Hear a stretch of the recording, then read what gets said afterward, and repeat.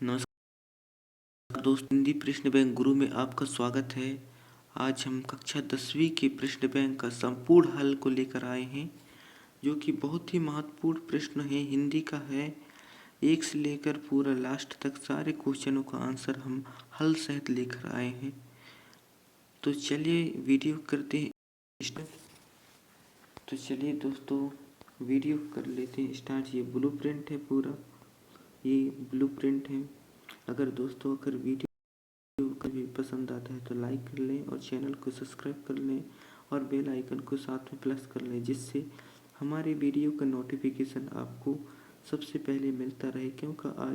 क्योंकि आज बहुत ही फास्ट होने वाला, मज़ा आने वाला है, क्योंकि हम सारे क्वेश्चनों का आंसर सीरियल से लेकर आए हैं। कक्षा 10वीं के हिंदी के हैं, तो सारी महत्वपूर्ण परीक्षा उपयोगी क्वेश्चन है, पूरा प्रश्न बैंक के आंसर को लेकर आए हैं। तो चलिए टाइम को न गवाते हुए कर लेते हैं वीडियो के स्टार्ट। प्रश्न नंबर पहला है, निम्नलिखित प्रश्नों या कथनों के सही विकल्प चुनकर लिखिए। तो पहला प्रश्न है, छायावाद युग के प्रवर्तक कौन थे? तो सब जानते हैं दोस्तों, जयशंकर प्रसाद थे। तो आ नंबर इसका राइट आंसर हो जाएगा। अगला प्रश्न है, मैथिली शरण गुप्त की रचना है। मैथिली शरण गुप्त की रचना क्या है? तो पचमढ़ी है। दा नंबर इसका राइट आंसर हो जाएगा। अगला प्रश्न है दोस्तों, सूरदास भक्त है। सूरदास कृष्ण भक्त है दोस्तों। सा नंबर राइट आंसर हो जाएगा। अगला प्रश्न है, आधुनिक मीरा के नाम से प्रसिद्ध है। आधुनिक मीरा के नाम से प्रसिद्ध है महादेवी वर्मा प्रसिद्ध है दोस्तों। अगला प्रश्न है 5वां नंबर, प्रकृति के सुकुमार कवि कहा जाता है। किसे कहा जाता है प्रकृति का सुकुमार कवि? तो इसको किसे कहा जाता है दोस्तों? 5वां नंबर का पंत को कहा जाता है दोस्तों। 12 नंबर के राइट आंसर हो जाएगा। अगला प्रश्न है, सूर के पदों की भाषा है।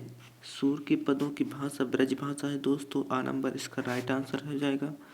अगला प्रश्न है, कवि ने बादलों को कहाँ गिरते हुए देखा था? तो अमल धवलगिरी पर्वत में देखा था दोस्तों। आ नंबर इसका राइट आंसर हो जाएगा। अगला प्रश्न है, सूरसागर के रचयिता हैं। सूरसागर के रचयिता सूरदास जी हैं दोस्तों। सा नंबर इसका राइट आंसर हो जाएगा। पथ की पहचान कविता के रचनाकार हैं। 9वां नंबर है, पथ की पहचान कविता के रचनाकार हैं। तो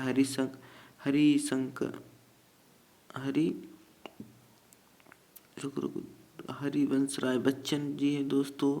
दा नंबर इसका राइट आंसर है दोस्तों। थोड़ा नहीं दिख रहा है इसलिए मिस्टेक हो रहा है, इसको थोड़ा जूम कर लेते हैं दोस्तों ऐसा।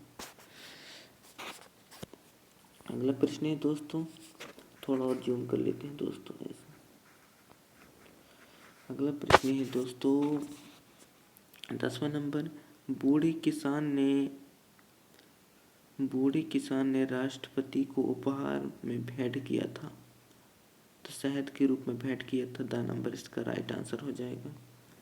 अगला प्रश्न है, स्वतंत्रता संग्राम के सेनानी पंजाब केसरी थे लाला लाजपत राय। आ नंबर इसका राइट आंसर हो जाएगा। अगला प्रश्न है, लोक संस्कृति का जन्म हुआ था दोस्तों।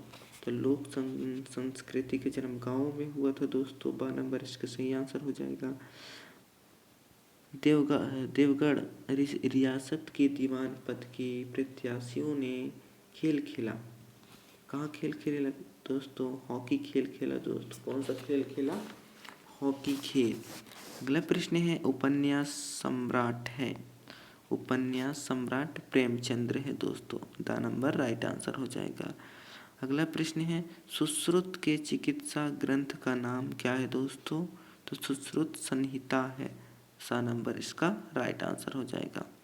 अगला प्रश्न है 16वां नंबर, स्वामी विवेकानंद से मार्गरेट की पहली भेंट हुई थी अमेरिका या इंग्लैंड? इंग्लैंड में हुआ था दोस्तों। अगला नंबर है 17वां, भागिनी निवेदिता पर लिखा गया संस्मरण के लेखक हैं। कौन है दोस्तों? तो इसका राइट आंसर हो जाएगा प्रवाजिका आत्मप्राणा। दा नंबर इसका राइट आंसर हो जाएगा दोस्तों।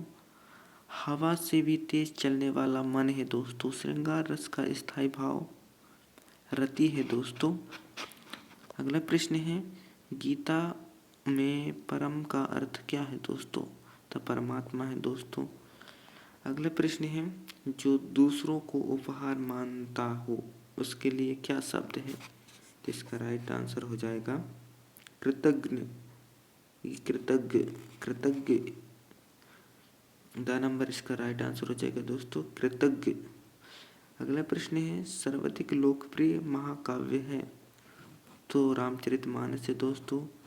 अगला प्रश्न है, सब कुछ जानने वाला जिज्ञासा या सर्वज्ञ कहलाता है? सर्वज्ञ कहलाता है दोस्तों। सब कुछ जानने वाला सर्वज्ञ कहलाता है। चौराहा में कौन सा समास है? द्विगु समास है दोस्तों, क्योंकि वे संख्यावाचक समास है। अगला प्रश्न है, हिमालय के झीलों में कवि नागार्जुन ने तैरते हुए देखा था, हंसों को देखा था दोस्तों। 7 नंबर सही आंसर है इसका। माता पिता में समास है, द्वंद्व समास है तो दोस्तों, माता प्लस पिता जहाँ। अगला प्रश्न है, चौपाई छंद में मात्रा होती है? चौपाई और छंद में मात्रा होती है, 16 मात्रा होती है। 7 नंबर राइट आंसर हो जाएगा। अगला प्रश्न, निह धन चह बराबर निश्चय में कौन सा संधि है? तो विसर्ग संधि है, क्योंकि विसर्ग लगा है दोस्तों। अगला प्रश्न है 29वां, हिमालय से क्या आ रही है? तब पुकार या गुंजार या पुकार आ रहा है दोस्तों। आ नंबर राइट आंसर हो जाएगा। निदा की प्रवृत्ति बढ़ती है, किससे बढ़ती है दोस्तों? इसका राइट आंसर हो जाएगा कर्म छेड़ होने से। 12 नंबर, कर्म छेड़ होने से निदा की प्रवृत्ति बढ़ती है। अगला प्रश्न है, कवि ने बादलों को कहाँ गिरते हुए देखा था? तो अमल धवलगिरी पर्वत पर देखा था दोस्तों। अगला प्रश्न है, जो ईश्वर पर विश्वास रखने वाला को कहा जाता है? आस्तिक या नास्तिक? आस्तिक कहा जाता है दोस्तों। 7 नंबर इसका राइट आंसर है। इस सारे क्वेश्चनों का आंसर दिया हुआ है दोस्तों, स्क्रीनशॉट कर लीजिएगा। कर लिए दोस्तों। चलिए अगले प्रश्न की ओर चलते हैं, जो कि रिक्त स्थान है दोस्तों। रिक्त स्थान की पूर्ति कीजिए। अगला प्रश्न है, रिक्त स्थानों की पूर्ति कीजिए। तो जयशंकर प्रसाद जी हैं दोस्तों, जयशंकर प्रसाद जी। तो इसकी खाली स्थान में क्या आ जाएगा दोस्तों? कामायनी। इसका राइट आंसर हो जाएगा कामायनी। अगला प्रश्न है, बिहारी की रचना? बिहारी सतसई है दोस्तों। अगला प्रश्न है, विरह और वेदना की कवित्री? महादेवी वर्मा है दोस्तों। अगला प्रश्न है, हिमालय की झीलों में कवि नागार्जुन ने खालिस्तान को तैरते हुए देखा था? तो हंसों को तैरते हुए देखा था। साधु जाति की पूछना चाहिए, उसका क्या पूछना चाहिए? नहीं पूछना चाहिए, तो जाति नहीं पूछना चाहिए दोस्तों। जाति धर्म या ज्ञान, मतलब साधु जाति नहीं पूछना चाहिए, उसका खालिस्तान पूछना चाहिए, तो ज्ञान पूछना चाहिए दोस्तों। अगला प्रश्न है, तर्ज मूल रूप से खालिस्तान भाषा शब्द है।